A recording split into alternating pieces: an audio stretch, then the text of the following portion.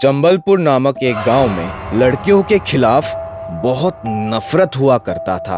गांव के सारे आदमियों के लिए मैं ये आदेश जारी कर रहा हूँ कि कोई भी अपनी बेटी को स्कूल नहीं भेजेंगे और अब से कोई भी महिला अगर बेटी पैदा करती है तो उसे अपनी बेटी के साथ गांव से बाहर निकाल दिया जाएगा। गांव वाले मुखिया के बात मानकर अपनी बेटियों को स्कूल भेजना बंद कर दी और गांव की जो भी महिला बेटी को पैदा किया उसे गांव से बाहर निकाल दिया गया। तुम लोगों ने मेरे बात मानकर बहुत अच्छा काम किया। ये बोलकर गांव की मुखिया वहां से चले गए। लेकिन अगले ही दिन से गांव में एक भयानक चुड़ैल हाहाकार मचाने लगी। मैं तुम आदमियों को खा जाऊंगी। चुड़ैल से डरकर गांव के लोग मुखिया के पास भागे। क्या हुआ? सब लोग इतने परेशान क्यों दिख रहे हैं? मुखिया को चुड़ैल की हरकतों के बारे में बता दी। तब मुखिया गुस्से में आकर उस चुड़ैल की सामना करने के लिए निकल पड़े। ए चुड़ैल, तुम मेरे गांव के आदमियों को क्यों तंग कर रही हो? मैं तो तुम्हारी इंतजार कर रही थी, बेवकूफ। ऐसा बोलकर चुड़ैल ने मुखिया के गर्दन पकड़कर हवा में उठाई। अरे मुझे छोड़ दो दीदी, आपको क्या चाहिए बोलिए, मेरे पास जो है सब ले लीजिए बस। तुम्हें गांव की बेटियों को पढ़ाने की जिम्मेदारी लेना पड़ेगा। चुड़ैल ने तब मुखिया को छोड़ दी। अब से गांव की सरपंच एक महिला होनी चाहिए, एक महिला। ये सुनकर गांव की महिलाएं खुश हो गई और चुड़ैल की। शांति नगर के एक गांव में एक चुड़ैल ने सबका जीना हराम कर रखा था। वो हर 2 दिन के बाद गांव में आती और घर के बाहर दरवाजे पर खड़ी होकर आवाज लगाती। क्या मैं अंदर आ जाऊं? जो लोग डर जाते और बड़बड़ाने लगते या पूछते, कौन है दरवाजे पर? ऐसा पूछने वालों को वो अपने साथ लेकर चली जाती। उसी गांव में आशा अपने सास, ससुर और ननद के साथ रहती थी। आशा की सास और ननद घर का सारा काम उससे करवाते और खुद आराम करते। अरे ओ आशा, कहाँ मर गई? सारा दिन कपड़े ही धोती रहेगी या खाना भी पकाएगी? बस माँ जी अभी आई। आशा फटाफट खाना बनाती है और परोसती है। माँ पता है, कल ज्योति के चाचा ने दरवाजा खोल दिया तो चुड़ैल उन्हें भी अपने साथ ले गई। क्या कहा? चुड़ैल? हे भगवान!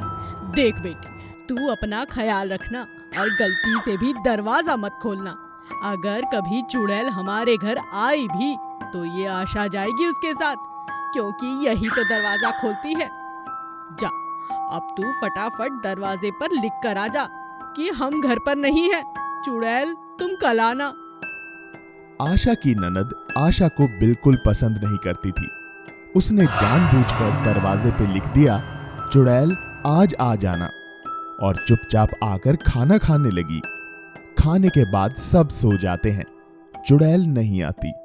आशा की ननद सुमन सोचती है, मैंने तो चुड़ैल को आने के लिए कहा था, दिन चढ़ने वाला है, चुड़ैल तो आई ही नहीं, जाकर देखती हूँ। सुमन जैसे ही दरवाजा खोलती है, सामने चुड़ैल को पाती है। चुड़ैल उसे अपने दांतों में दबोच लेती है। सुमन चिल्लाने लगती है, बचाओ बचाओ, भाभी बचाओ। आशा दौड़ती हुई आती है। आशा की सास और बेटा भी जाग जाते हैं। आशा बिना डरे चुड़ैल को दबोच लेती है। छोड़ो छोड़ो सुमन को, छोड़ो। आशा बहुत समझदार थी। वो जानती थी कि केवल अंधेरा होने तक ही चुड़ैल किसी को अपने बस में रख सकती है और सूरज की पहली किरण पड़ते ही उसकी शक्तियां कमजोर पड़ जाती हैं। इसलिए उसने चुड़ैल को दबोच कर रखा और कुछ ही देर में दिन निकल आया। तब चुड़ैल चिल्लाने लगी और सुमन को छोड़कर वहां से भाग गई। ये क्या था? तुम ठीक तो हो? मुझे माफ कर दो भाभी, मैं इन सब की जिम्मेदार हूँ। मैं आपको गलत समझती थी, मुझे माफ कर दो। सुमन सारी बात घर वालों को बताती है। सभी आशा को खूब प्यार और सम्मान देते हैं और हर रात दरवाजे पर लिखकर सो जाते हैं, चुड़ैल आज हम घर पर नहीं, कल आना। वायरस चुड़ैल। एक गांव से आगे एक जंगल था जिससे पहाड़ों का रास्ता निकलता था। वहां दूर जाकर एक कुटिया में एक चुड़ैल रहा करती थी जो कई सालों से वहां पर तपस्या कर रही थी। एक दिन वो आग जलाकर हवन की तैयारी कर रही थी और अपनी चुड़ैल देवी को याद कर रही थी। उसका इतना प्रकोप था कि कोई भी चुड़ैल उससे कुछ भी मांगती तो उसे अपनी तपस्या का फल जरूर मिलता और आंखों से पानी की जगह खून बहाती जा रही थी। उसकी ये तपस्या देखकर डायन चुड़ैल प्रकट होती हैं।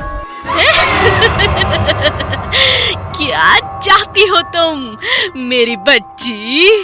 इतना कष्ट खुद को मत दो, बताओ क्या चाहिए तुम्हें? मुझे इस मानव जाति पर अपना प्रकोप डालना है। अब मुझे कुछ भयानक करना है। मुझे अपना आशीर्वाद दो माता। जाओ जाओ जाओ, तुम्हें मैं एक वायरस देती हूँ जिसके प्रकोप से तुम अपने हिसाब से जो चाहो वो करना और अपनी इच्छाएं पूरी करना। इतना कहकर डायन वहाँ से चली गई। चुड़ैल खुशी खुशी जोर जोर से हंसने लगी, साथ ही वायरस को भी प्रकट कर लिया। मेरा प्रिय वायरस, जा इस पूरी दुनिया को तबाह कर दे। चुड़ैल उन जगहों पर जाती जहां मांस बेचने की दुकानें थीं। अब जिन लोगों ने भी वहां से मांस लिया था और खाया था, अब उनके अंदर एक भयानक वायरस प्रवेश कर चुका था और उसके बाद जिन जिन लोगों ने एक दूसरे से संपर्क किया, उनके मुंह और छूने से दूसरों के शरीर में भी ये वायरस जाने लगा। ये बहुत ही भयानक वायरस था। जहाँ भी कोई बीमार मनुष्य होता, उसी बीमारी से दूसरों को भी ये बीमारी लग जाती। कितने ही लोग मरने लगे और चुड़ैल की मर्जी के मुताबिक वो वायरस सिर्फ गांव या शहर ही नहीं बल्कि देश विदेश में फैलता चला गया। ये इंसान बहुत दुष्ट हैं। इन्हें तो मजा चखाकर मुझे मजा आ गया।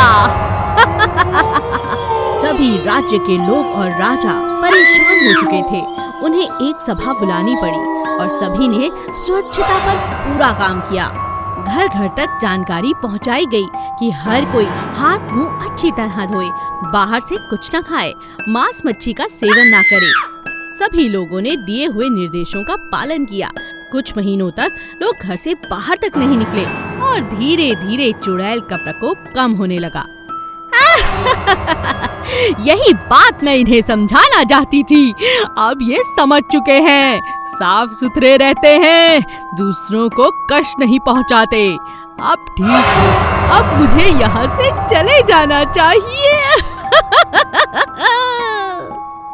चुड़ैल के घुंघरू। दीनापुर नाम के गांव में चमन अपने माता पिता के साथ रहने के लिए आया था। अभी कुछ ही दिन हुए थे उसे आए हुए। उसने सभी लोगों से दोस्ती भी कर ली थी। अरे बेटा, थोड़ी पढ़ाई पर भी ध्यान दे दे। नया स्कूल है, तुम्हें सब कुछ समझने में देर लगेगी। माँ, मुझे ये जगह बहुत अच्छी लगी। यहाँ तो मेरे सारे दोस्त बन चुके हैं। कुछ ही दिनों में चमन की गहरी दोस्ती राजू से हो गई। राजू चमन को भूतों की कहानियाँ सुनाया करता था।